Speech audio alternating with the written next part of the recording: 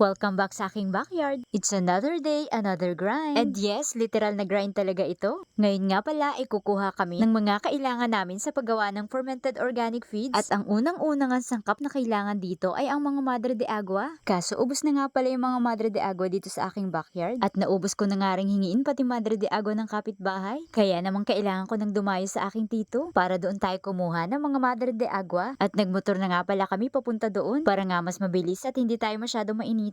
Dito nga rin pala ito sa barangay namin, kaya wag kayong mag-alala kung hindi ako naka-helmet. At gusto ko nga rin palang ipakita sa inyo itong palaisdaan dito. Nakaka-relax din kasi tingnan kapag nakakakita ako ng ganito. By the way guys, ito nga pala yung lugar kung saan kami naglalaro nung mga bata pa kami. Dati nga ay meron pa mga balsa dito. Madalas kami dito maglaro ng bangka-bangkaan. Napakasaya nga ng mga childhood memory noon. Hindi katulad ngayon ay puro gadget na nga mga bata. Eto nga't malapit na kami sa bahay ng tito ko. At eto nga pala yung puno ng Madre de Agua nila na napakalaki at napakataas. Kaya namang kinailangan ko na itong akyatin para nga makakuha ko ng mas marami. Ngayon nga lang pala ako nakakita ng ganito kataas na Madre de Agua. Akala ko nga kasi dati ay hindi ito lumalaki ng ganito. At nakakatuwa nga rin ma-experience ulit yung umakyat sa mga puno. Feeling ko'y bumabalik nga ulit ako sa pagkabata. At isa nga yan sa isang pinakamasayang childhood memories ko. Na-experience din ba ninyo ito guys? Eto nga pala tapos na kami kumuha. At medyo marami rin yung mga nakuha namin. So ayan, tayo nga po ay nakakuha nito.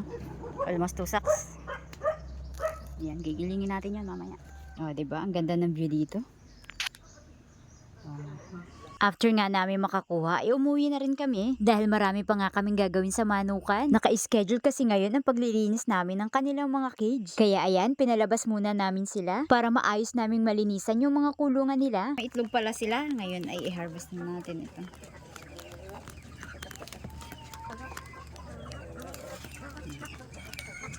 Bago tayo maglinis, tayo ay nag-harvest.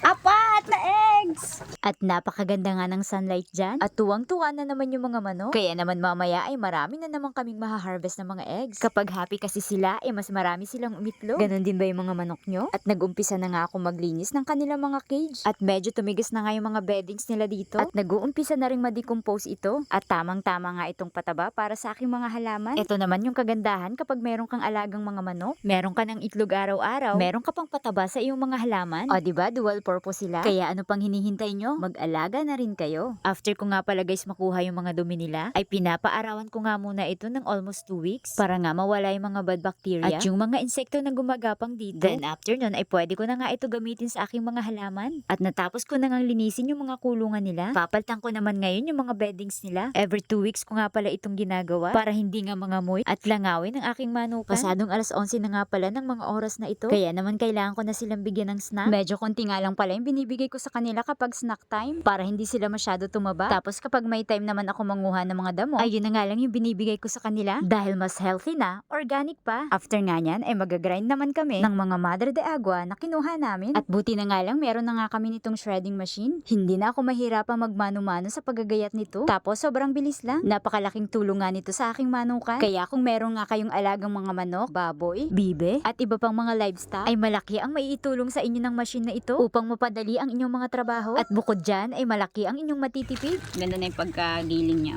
Sobrang sulit na sulit nga ito at matibay pa. Ilang buwan ko na nga rin itong ginagamit. At hanggang ngayon ay okay na okay pa rin siya.